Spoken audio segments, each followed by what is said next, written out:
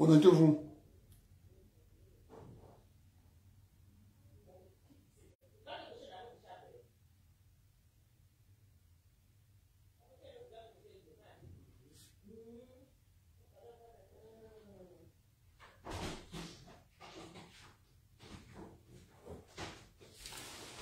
Connectez-vous.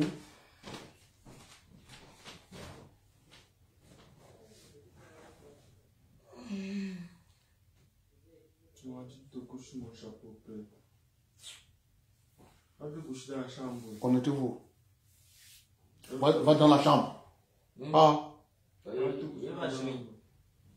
tu n'as pas sommeil. Ok.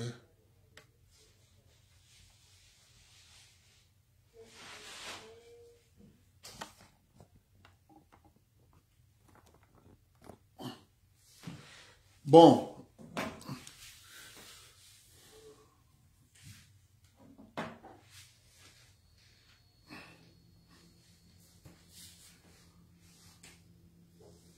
Histoire de chefferie.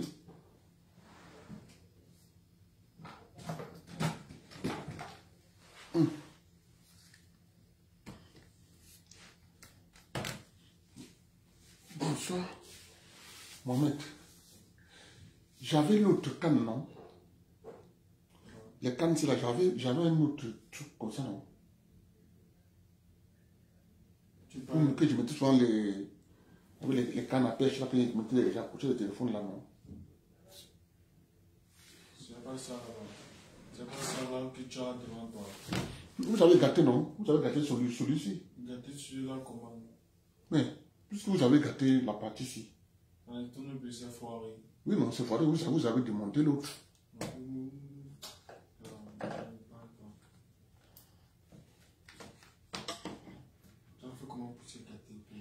Mais c'est gâté comme ça depuis. J'ai vu que vous avez gâté depuis. Que c'est aujourd'hui. Pas aujourd'hui. Vous avez gâté ça depuis.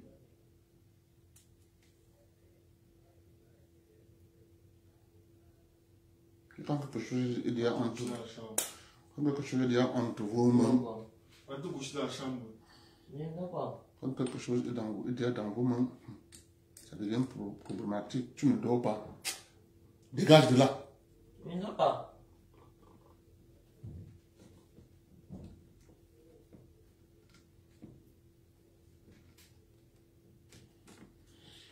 John Tebo et Bofo.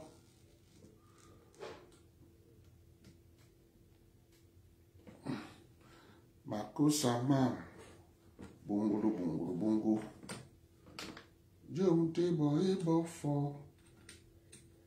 Mako Sama et Bofo.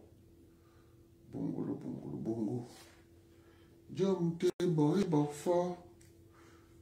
John Tebo et Bofo. Bongo. Mako Sama.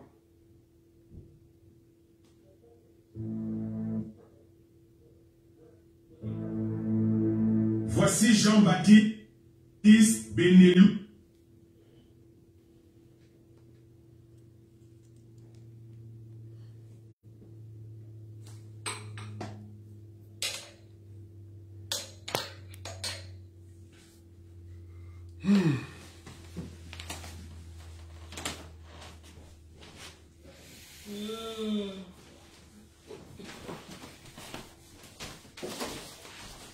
C'est pour ça qu'il me faut acheter le machin ici.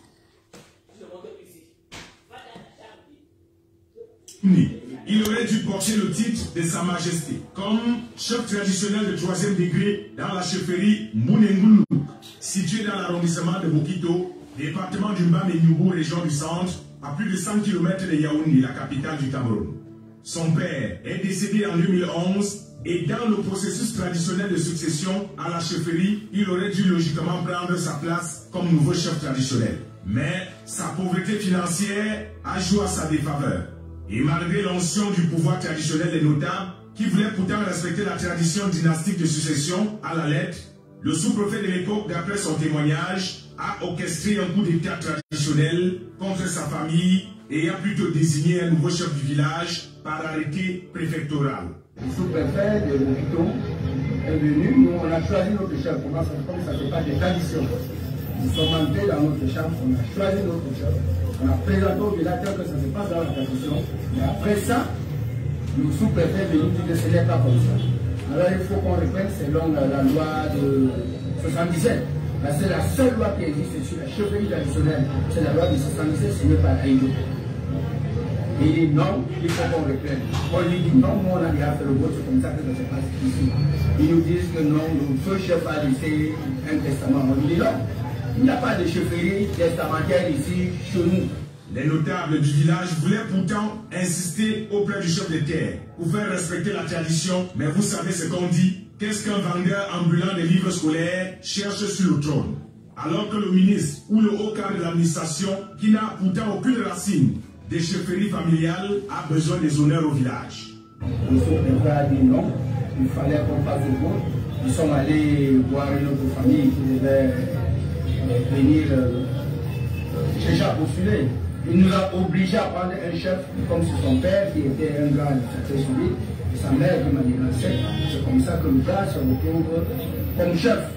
C'est lui qui a dit qu'il préfère l'amour à l'argent, n'est sûrement jamais sorti avec une fille brune et élancée. On ne peut pas avoir une réunion traditionnelle, il est là.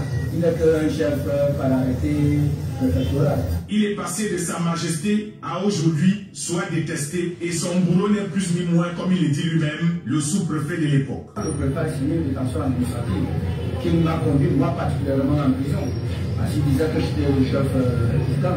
Est-ce que le chef de terre, comme on dit chez nous, entend alors les choses que c'est la chefferie de mon grand-père?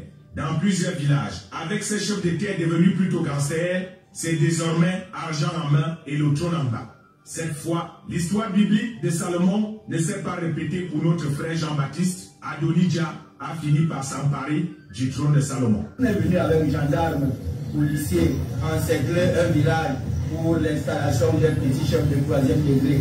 Jouez avec mon code promo FEBIA 237 et gagnez 200% de bonus. Malheureusement, le cas de Jean-Baptiste Bellelouné n'est pas isolé. On peut même dire que la succession dans les chefferies traditionnelles est devenue une véritable bombe sociale à retardement.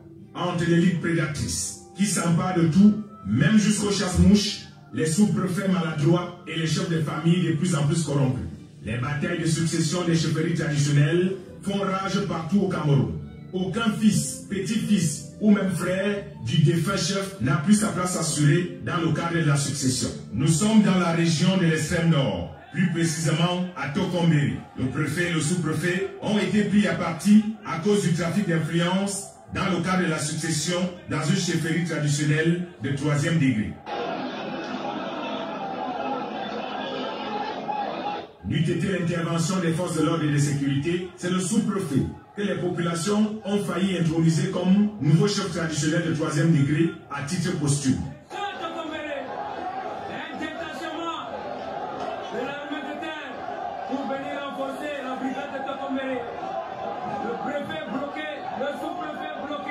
Il faut croire que ces populations n'ont pas eu la même chance d'avoir ce modèle de chef de terre qui s'étonne lui-même. Je ne suis pas un sous-préfet de Pakoti, encore moins les petits sous-préfets de Brousse. Vous avez eu la chance d'avoir un Jimon, un sous-préfet de Makali.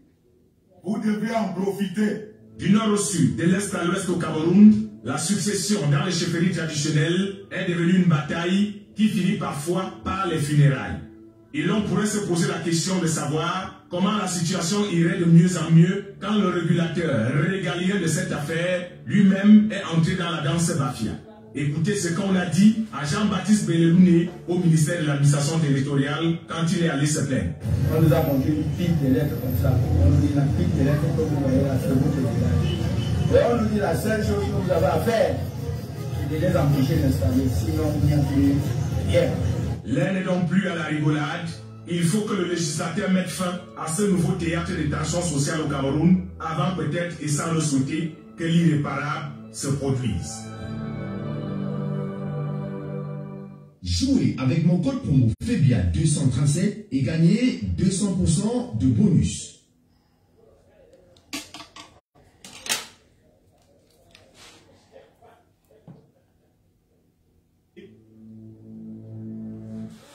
Voilà donc le travail des sous-préfets. Des fonctionnaires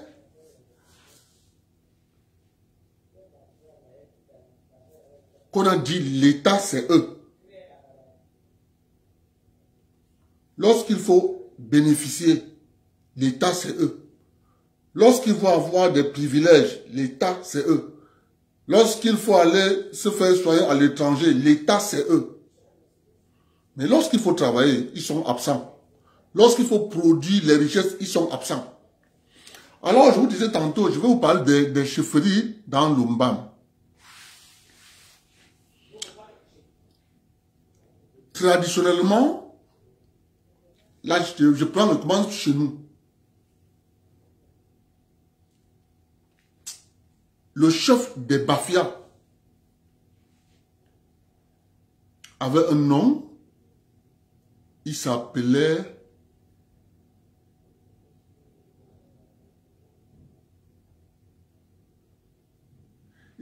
Yombo.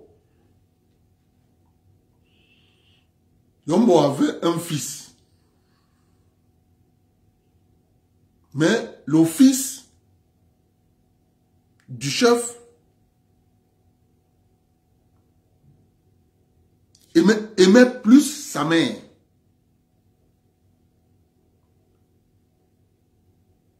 C'est quelqu'un d'autre dans le village qui venait souvent rendre visite au chef. Il faisait les travaux du chef. Quand le chef voyant qu'il va mourir, il a laissé à celui-là la chefferie. Il dit, mon fils ne deviendra jamais un chef. Je te remets la chefferie des Bafia. C'est toi que je donne. Celui-là a donc pris la chefferie. Il est allé avec la chefferie chez lui parce qu'ils étaient distants environ 3 km. Quand les Allemands sont venus, ils ont trouvé que c'est le père de celui-là qui est chef. Que c'est celui-là qui est chef. Après celui-là est décédé, son fils a pris le trône. Son fils c'est Macha.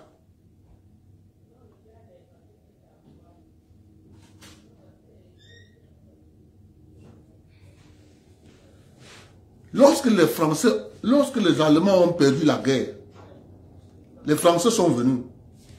Ils ont trouvé... Parce que les Allemands avaient laissé le chef de Bafia, il avait une police, une armée. Ceux qui connaissent Bafia, les routes que vous voyez là à Bafia, là, on a créé ça avec les mains, avec le chef. Là. Celui qui a créé toutes les routes que vous voyez là. La route pour quitter Bafia, arriver à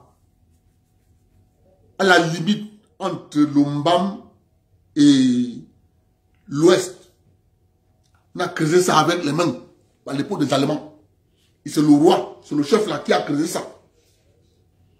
Il est arrivé à la limite, à la rivière, il a dit, voici la limite, puisque Ndé en Bafia, ça signifie la limite. Il a dit aux Allemands, voici la limite de mon territoire ici. Les Allemands ont écrit en français, Ndé. En Bafia, c'est limite. On a créé ça avec les mains. Il avait une armée, il avait une police. Quand tu arrives chez nous, dans l'Umbam, chez nous, à Bafia, il y a toujours un adage qui dit le chef Machan est mort, l'esclavage est fini parce que c'était les travaux forcés. On ne payait pas les gens. Il a envoyé l'armée dans le village, on a arrêté les gens. Aller faire les travaux de route, de création de route. C'était le plus gros boulot à l'époque.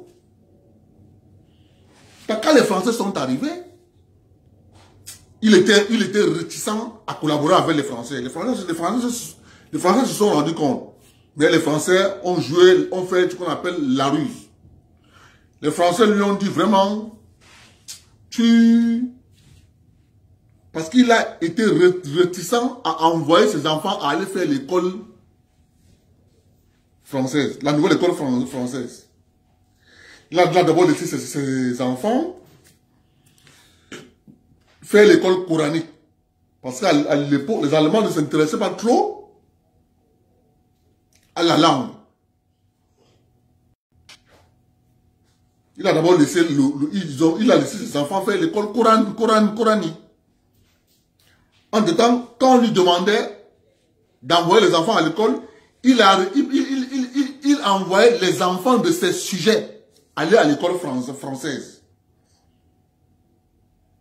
Il venait dans son armée, il arrêtait les enfants de le général, le commandant, ce sont ces enfants-là qu'il arrêtait, il envoyait à l'école française.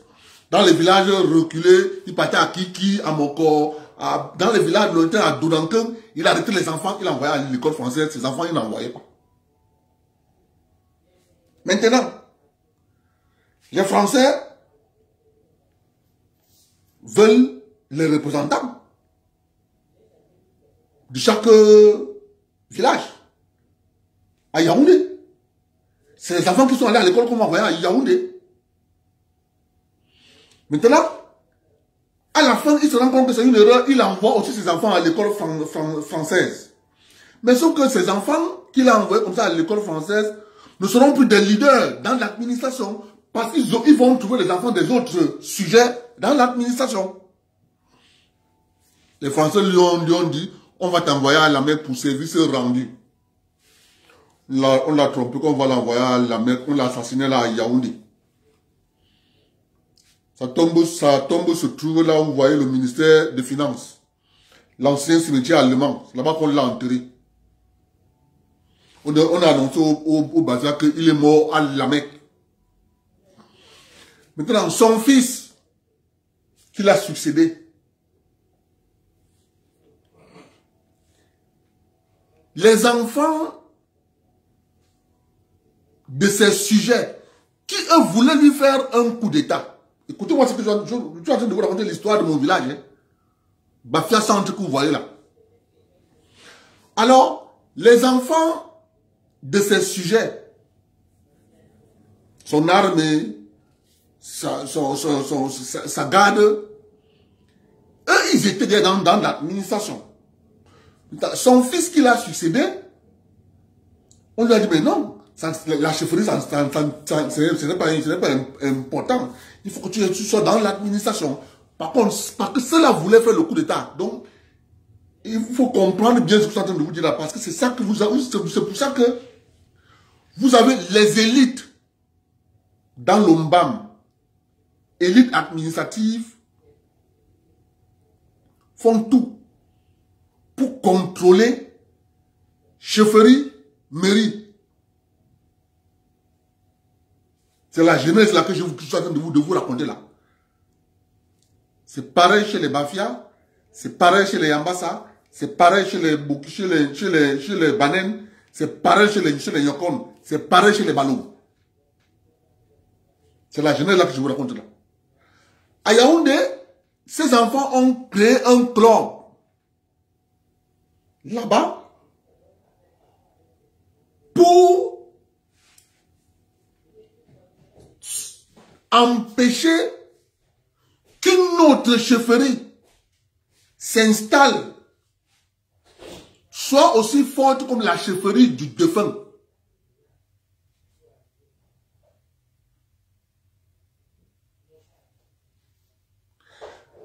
Et Langamekinda, tu as parfaitement raison. C'est la genèse de ce qui est arrivé au centre, au sud et à l'est. Ce que je vous raconte là. Maintenant, les enfants de sa garde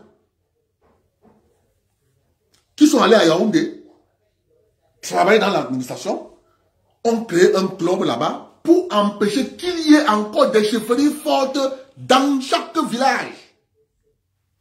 sans que ça ne soit sous leur contrôle. Et pour que ça soit sous leur contrôle, il faut déraciner les chefferies. On a donc poussé l'office qui avait remplacé son père. Il s'appelait Macha Issoufou. Pour suivre sa carrière administrative, de démissionner. Écoutez bien la supercherie. On lui demande de démissionner et de continuer sa carrière dans l'administration. Il était le secrétaire, il était le secrétaire du ministre de la Défense de l'époque, Aïdjo, ce fils-là. Macha Issoufou qui est décédé. Il était secrétaire particulier de Oumarou Djamyaya, le ministre de la Défense. Il ne connaissait pas écrire ni lire. C'est lui qui écrivait. Et il se moquait souvent d'Oumarou Djamyaya qui ne connaît pas l'école. C'est comme ça que lui, sa carrière administrative, Oumarou Djamyaya a anéanti sa carrière administrative parce qu'il se moque de lui qui n'est pas allé à l'école. Maintenant, l'élite administrative Bafia, voyant qu'Oumarou Djamyaya a déjà plombé sa carrière administrative, lui ont recommandé plutôt, il dit que mais comment, j'ai ma chefferie là-bas à Bafia, il m'en fait reprendre ma chefferie. Quand il vient pour reprendre sa chefferie, on lui dit que non, comme tu as démissionné, la chefferie n'existe plus. Ah! Si tu veux être chef, tu ne vas que prendre le cantonat, d'où la naissance des cantons. Canton 2, canton 2, canton 2, canton 2. Voilà la naissance des cantons. On lui dit que non, tu ne peux que prendre le cantonat. Or, chez nous, il y avait un chef de canton. Et après, il y avait un chef supérieur. Voyant que on lui dit juste de prendre. Or, ce n'est pas lui qui était chef de canton. Le chef de canton ressortait du village pour ceux qui vont souvent à Bafoussam. Quand tu traverses Bafia, le péage qui est là à Bafia, c'est dans ce village où se trouve le chef de canton à l'origine. Parce que le chef de canton était le premier ministre de la chefferie supérieure. C'était lui le premier ministre du chef supérieur. Mais néanmoins, il a récupéré, il a pris le cantonat. Ses frères lui ont laissé prendre le cantonat. Bon, comme on te refuse la chefferie supérieure, prends le cantonat. Il a pris le cantonat. C'est le cantonat là qu'il a régné jusqu'à ce que quand il est décédé, les propriétaires du cantonat ont dit non. C'est nous le cantonat. Toi, c'est le chef supérieur. Récupère ta chefferie. Mais en même temps, l'élite Bafia, écoutez-moi bien ce que je suis en train de vous dire là. L'élite Bafia qui est à Yaoundé, toute cette élite, parce que comme nous sommes par famille, nous les Bafia. Par exemple, vous comprenez, je vais prendre comme Douala. Vous avez les belles. Vous avez les Aqua. Vous avez les Deido. Vous voyez un peu. Mais tous parlent Douala. C'est la même chose chez nous. Vous avez chez nous les Dang. Vous avez chez nous les Koro. Vous avez chez nous les Beke. Vous avez chez nous les Yakan. Nous tous, nous parlons de Bafia. Mais, la chefferie supérieure revient aux dents. Maintenant, l'élite administrative qui se retrouve à Yaoundé, les dents à l'intérieur sont minoritaires. Il faut que vous m'écoutiez de ce que je suis en train de vous dire là. Les dents à l'intérieur de l'élite administrative qui est à Yaoundé, les dents à l'intérieur, ils sont minoritaires. Ils sont minoritaires. Vous allez comprendre en vous expliquant ça, ceux qui connaissent le Cameroun, il y avait un ministre à l'époque au Cameroun, qu'on appelait le ministre Bol Alima. Vous allez comprendre pourquoi les gens, on a tout fait pour l'écarter. Parce que lui étant dans, c'est le seul qui est, c'est le seul, depuis que le Cameroun existe, c'est le seul qui a été ministre dans, le seul, Bol Alima. Ils sont minoritaires. Maintenant, les autres familles, qui eux ne veulent plus la domination du chef supérieur sur chaque famille, ils disent non, non, non, non, non, non, non, non. C'est eux qui se sont assis sur la chefferie supérieure des Bafia à Yaoundé. Je vous parle, c'est eux qui se sont assis sur la chefferie supérieure des Bafia.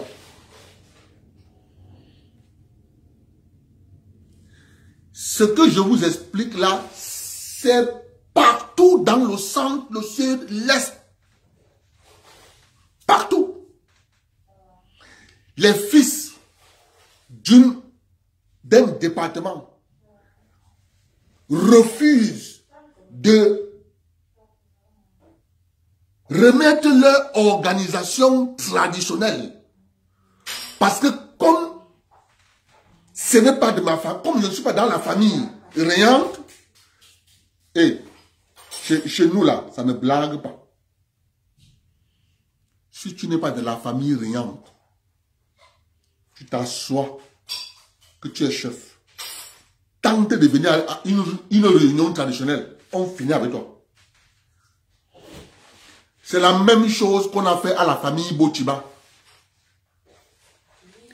C'est la même chose qu'on a fait à la famille Nitombi, chez les Banen. C'est la même chose qu'on a fait partout. Vous partez chez les Sanaga, c'est la même chose. On a enlevé le chef supérieur des Sanaga, on a laissé la chefferie content, on dit que non, vous allez prendre le cantonat. Observez maintenant. Lorsque le président Biya prend le décret pour rémunérer les chefs, qu'est-ce qui ressort? Ce qui ressort, c'est que au centre, au sud et à l'est, vous n'avez pas de chefferie de premier degré. Vous n'avez que les chefferies de deuxième et de troisième degré.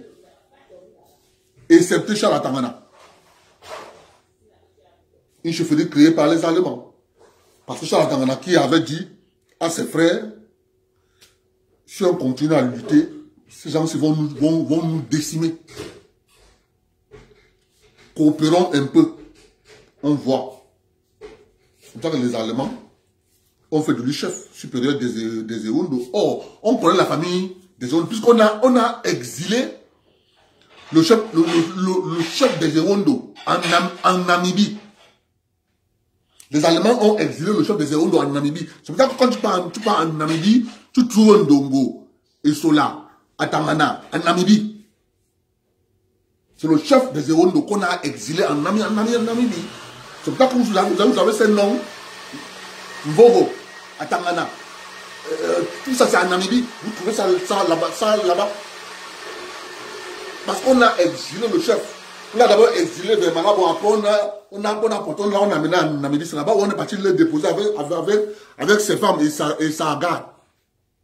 Le chef des Ewondo. Monsieur Nanga.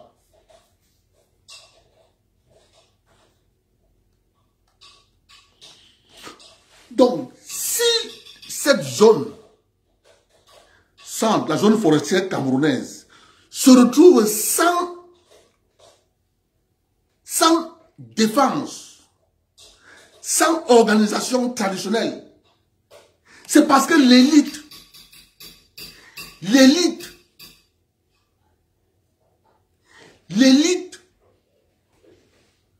croit que l'État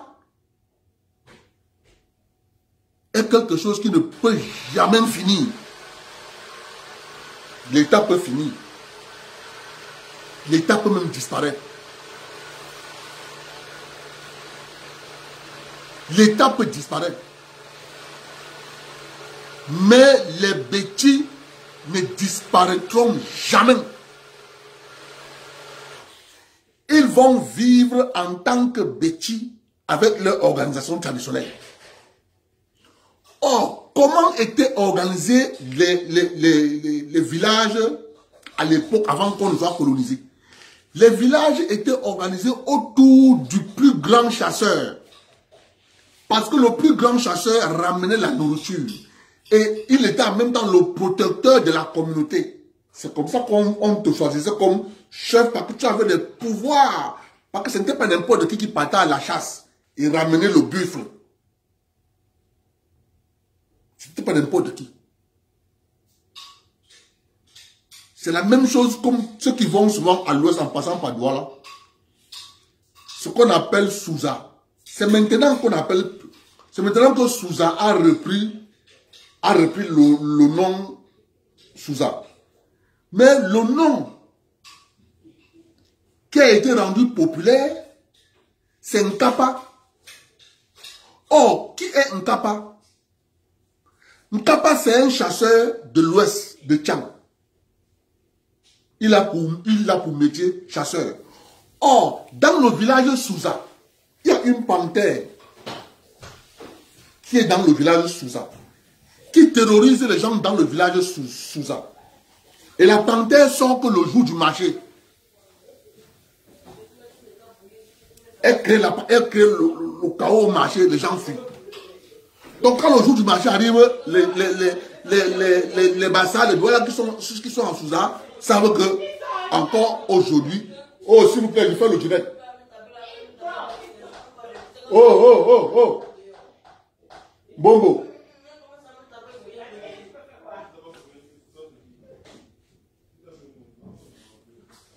La panthère sort, ça crée le chaos au marché. C'est comme ça que le chasseur Nkapa arrive. Il est dans le village. La panthère sort. Alors lui, il commence donc à pister la panthère. Il piste la panthère, il piste la panthère, il piste la panthère, il piste la panthère avec des pièges. Un de ces pièges attrape la panthère. Il récupère la panthère. Il sort avec la panthère le jour du marché. C'est comme ça on a commencé à l'appeler. Il s'appelait, comme là-bas on parlait plus en pidgin, on a commencé à appeler le secteur Fine Boy Nkapa. Fine Boy Nkapa. Le nom est resté Nkapa. Il m'avait en Nkapa parce que c'était devenu populaire. Il a tué la panthère qui terrorisait le village. C'est resté. C'est après la démocratie. C'est après les années 90 qu'on a commencé à appeler Souza. Le nom connu populaire, c'est Nkapa. C'est la même chose. Parce que lorsque tu prends l'organisation traditionnelle de nos communautés, l'organisation se passait autour des chasseurs. C'est un chasseur qu'on prenait, on faisait chef de la communauté. Parce que le chasseur est celui-là qui a plusieurs forces mystiques en lui. Comme je vous dis, c'est pas n'importe qui chasse le buffle. C'est pas n'importe qui va attraper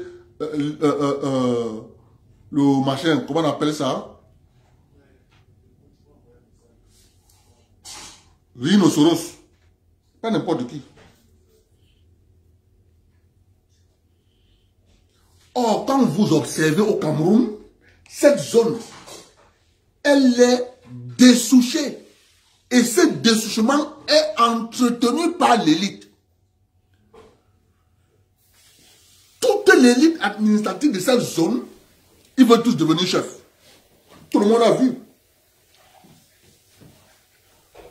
Le ministre Famendongo, chef. Allez voir dans sa lignée de famille s'il y a un chef là-bas. Oh, tout le monde connaît bien le chef des Boulous. Les Boulous avaient un chef. Et les Boulous avaient une réunion qu'on appelait si c'est une femme. C'est là-bas où, au sein de cette réunion, quand ils se réunissaient, ils prenaient des décisions autour de la réunion femme. La première des choses que les Français ont fait, c'était de démanteler ça. On a commencé à faire au centre, au sud et à l'est. C'est pour ça qu'on a démantelé tout. On a habillé les peuples de ce territoire, l'église catholique. Tu pars à l'est Cameroun, le prêtre danse les sani. Tu viens au centre, le prêtre danse les sani. Tu vas au sud, le prêtre danse les sani. Il est devant. Le prêtre, il est devant. Les gens sont derrière. L'autre jour, vous avez vu,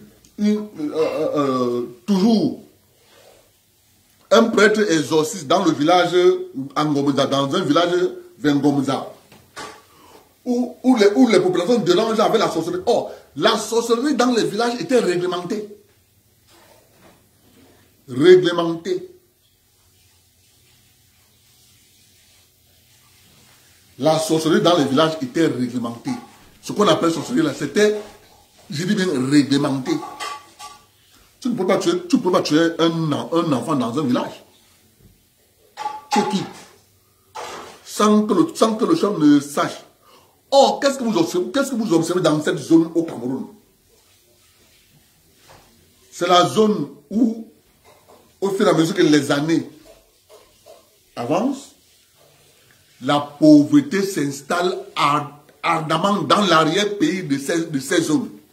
Allez à Esseux, la pauvreté totale. Allez à Hawaï, la pauvreté. Allez partout, là, dans les petits villages environnants de Yaoundé, c'est la pauvreté partout. C'est la pauvreté partout. Cette pauvreté a été installée par l'élite administrative de Yaoundé. Ils ont installé la pauvreté dans leur propre communauté. L'élite.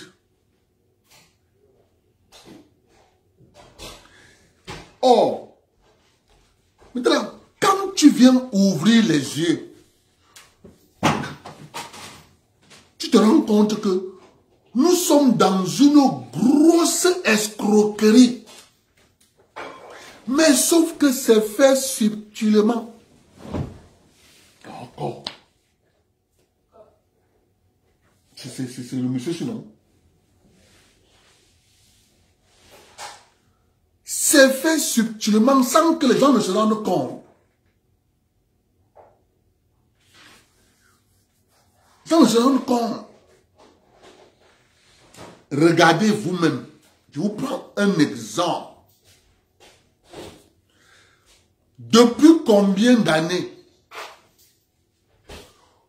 le gouvernement de la République du Cameroun, il faut que les gens comprennent que le danger de la zone forestière, c'est l'élite de la zone forestière le problème. Vous allez vous rendre compte que tous les projets qu'on veut implémenter dans la zone forestière, c'est les projets qui prennent un temps interminable. Autoroute Nsimaden Yaoundé, ça fait 9 ans. On est dans la 10e année. Autoroute Douala Yaoundé. Projet de construction de la station de traitement d'eau de la Sanaga dans la lake qui est à Mouratélé, dans la Sanaga. Tout ce qu'on fait dans ces 3 zones, c'est torpillé. Mais c'est torpillé par qui? C'est torpillé par les propres enfants ressortissants de ces régions.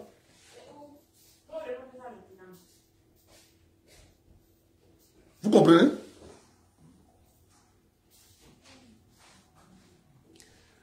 C'est torpillé par les enfants de cette région.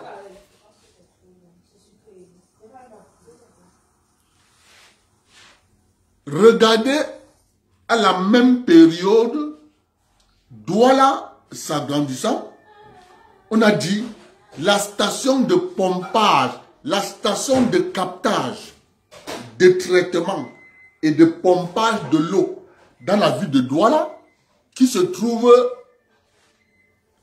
à Jakouma, la capacité est en train de baisser. Donc, la ville est en train de croître. Il faut diviser en deux. Il faut reconstruire notre station vers Bonabéry. On a choisi d'aller construire la station dans le village Ayato, sur le fleuve Mungo. On a construit cette station de captage, de traitement et de pompage d'eau.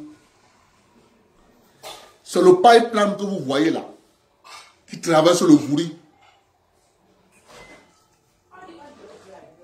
C'est le pipeline. Mais je vous rappelle en passant, c'est un vieux projet. Parce que le château d'eau qui se trouve à la gare routière de Douala, ce château d'eau est construit en 1972. Il était encore bébé. Ce château. Tous ceux qui connaissent la gare routière de Douala pour aller à l'ouest. Ils ne savent pas qu'on a construit ça. Mais ça n'a jamais été alimenté parce qu'on n'avait pas... La station n'était pas construite. On a construit la station. On a construit la station. Ça a pris de 2013, si j'ai bonne mémoire, de 2013 à 2015. De 2014. Non. Ça a pris quand même 3 ans. Cette station. 3 ans. On a fini.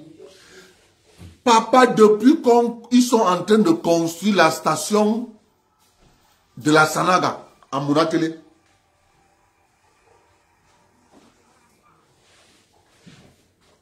Paul Biya n'avait pas encore fini le mandat. Que les élections sont finies là, qu'il a refait là, on a refait là en 2018. On n'avait pas encore fini.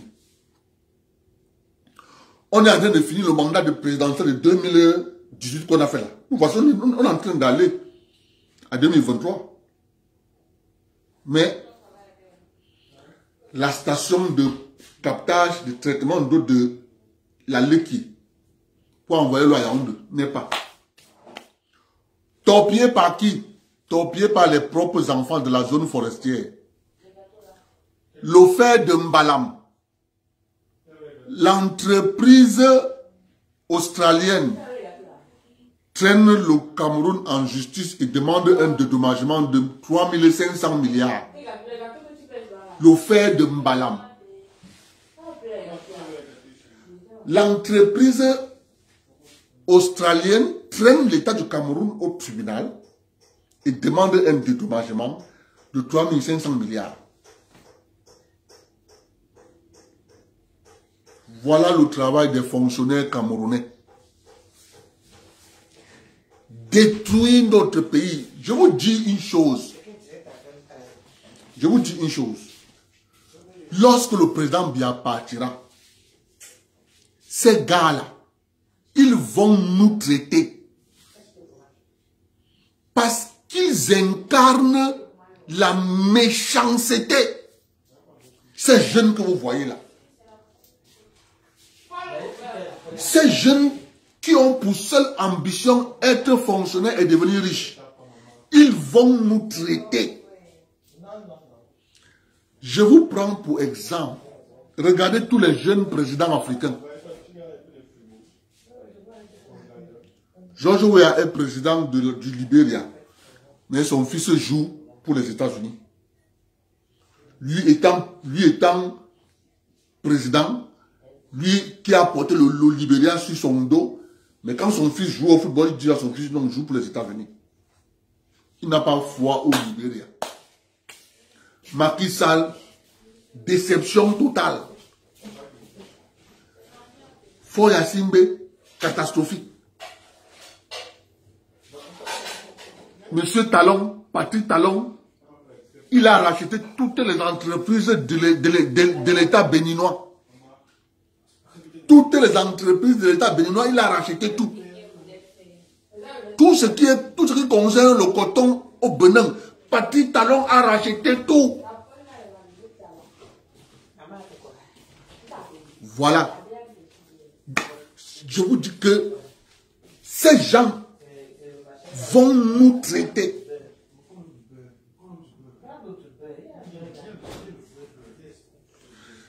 Je vous dis que l'entreprise australienne demande 3500 milliards de francs CFA de dédommagement. Quand Paul va partir, vous allez voir de vos propres yeux. Les fonctionnaires camerounais, avec leurs parents, Digicam, ne veulent pas que l'État du Cameroun s'industrialise. Il faut que le pays reste toujours un dépotoir des multinationales françaises. Je vous remercie. Les gens font déjà trop du bruit. On se prend demain. Parce qu'avec ça, là, je ne peux pas continuer le direct. Ils vont me gâter le direct. Je préfère arrêter, on continue demain. Ils étaient tous dans la chambre. Dès qu'ils ont appris qu'il fait le direct, ils sont sortis au salon. Bonne soirée.